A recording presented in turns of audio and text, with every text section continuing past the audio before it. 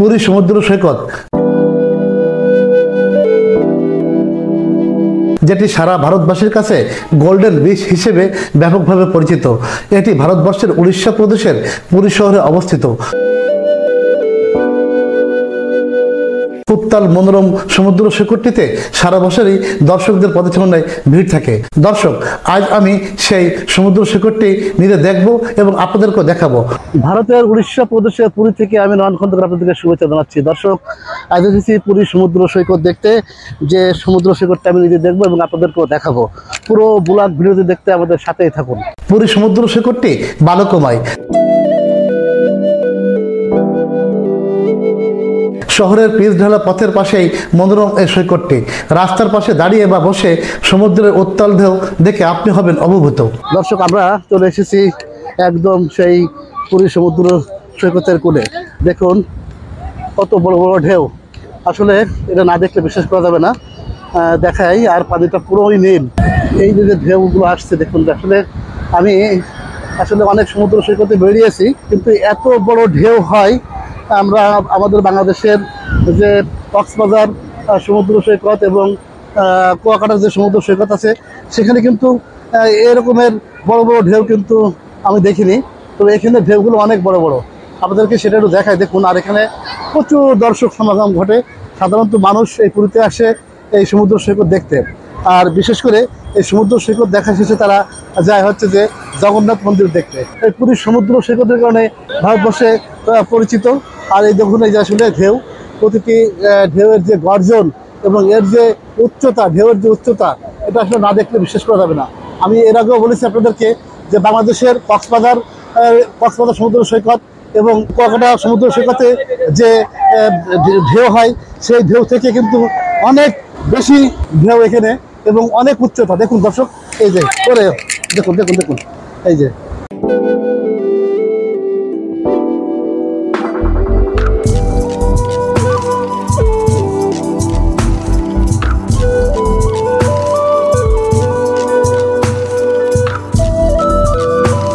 কত উচ্চতা নিয়ে আসছে। অর্থাৎ 4-5 হাত উচ্চতা সম্পূর্ণ ঢেউ এই কূলে এসে আশ্রয় পড়ছে এবং এই ঢেউয়ের যে গর্জন সেটা আপনারা শুনতে পাচ্ছেন।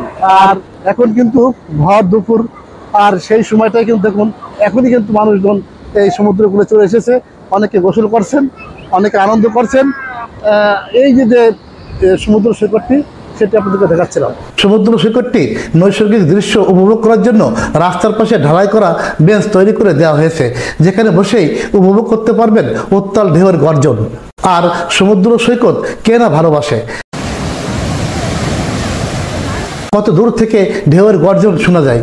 কিছু কিছু হোটেল আছে সৈকতের খুব কাছে, জানালা দিয়েই সমুদ্র দেখা যায়।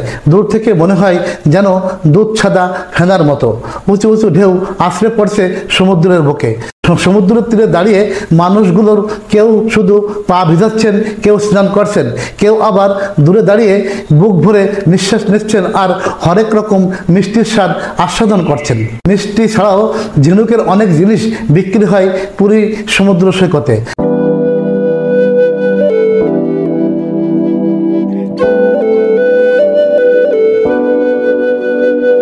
ছোট ছোট দোকান বসে সি বিচে, খেলনা সহ নানা প্রজাতির জিনিসপত্র বিক্রি হয় এখানে।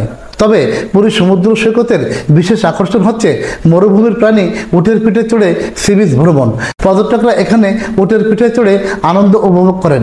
100 টাকার বিনিময়ে উটের পিঠে চড়ে সমুদ্রে করে ঘুরে বেড়াতে পারবেন। দর্শক, আমরা এখন পুরী সমুদ্র সৈকতের একদম তীরে করে আমরা উঠেছি উটের পিঠে। আর এই উটের পিঠে আসলে করার কোনো অভ্যাস নেই এবং খুব ঝাঁকি দেখতেছি, এটা অনেক রিস্ক, ভয়ও লাগছে। বিশেষ করে বিকেল থেকে গভীর রাত পর্যন্ত সমুদ্র তীরটি আকর্ষণীয় হয়ে ওঠে। বিকেল থেকে সমুদ্রের কূলে দোকানপাট বসতে শুরু করে। ফুচকা চটপটি ডাব খেতে খেতে যখন সমুদ্রের দিকে আপনি তাকিয়ে থাকবেন, তখন চলে যাবেন স্বপ্নের ভুবনে। দর্শক, বিভিন্ন সমুদ্র সৈকত কিন্তু অনেক কিছু থাকে, অর্থাৎ সি বাইক থাকে, সেখানে কিন্তু মানুষ কিন্তু ঘোরাফেরা করে। আর এই আপনার এখানে যে আমরা পুরীর যে সমুদ্র সৈকত রয়েছে, সেই সমুদ্র সৈকতের পাড়ে কিন্তু আসলে উটের পিঠে চড়ে মানুষ আনন্দ উপভোগ করেন। দর্শক, উড়িষ্যা প্রদেশের পুরী সমুদ্র সৈকতের তীরে আমরা উটের পিঠে চড়লাম। এখন উটের পিঠ থেকে আমরা এখন নিচে নামবো। আসলে অনেক বড় উঠতো আসলে এখানে উঠেছে খুব ভয়ে ভয়ে, এবং এখন নামতে হবে, কিভাবে নামবো সেসব চিন্তা করছে।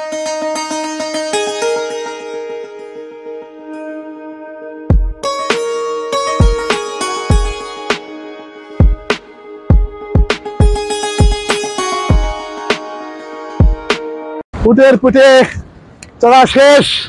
দর্শক, এই যে মরুভূমির প্রাণী উট, সেই উটটি চড়াচ্ছেন কিন্তু এখন সমুদ্রের কূলে, অর্থাৎ যে পুরী যে সমুদ্র সৈকত, সেই সমুদ্র সৈকতের কূলে কিন্তু এই সন্তোষ ভাই অর্থাৎ তিনি বিভিন্ন মানুষকে উটে চড়িয়ে এই যে সমুদ্রের যে গর্জন এবং সমুদ্রের যে নয়নাভিরাম দৃশ্য সেটি মানুষকে তিনি দেখাচ্ছেন।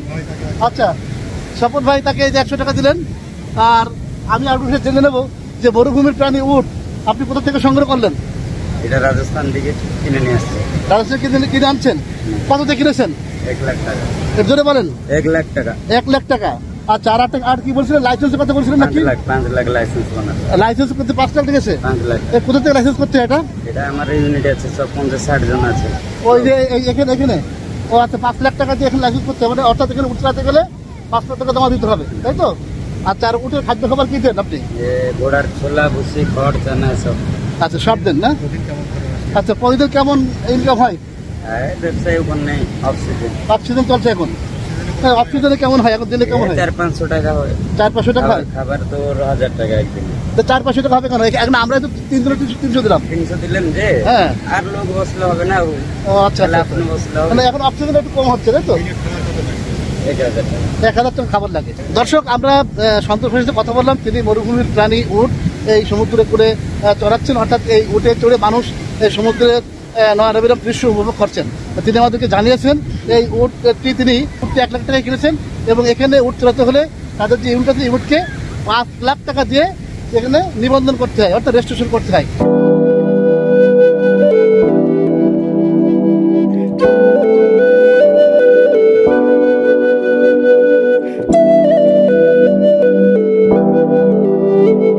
দর্শক, যারা যেখান থেকে ভিডিওটি দেখছেন তাদেরকে ধন্যবাদ জানিয়ে এবং সকলের সুস্বাস্থ্য, দীর্ঘায়ু ও মঙ্গল কামনা করে এখানেই শেষ করছি।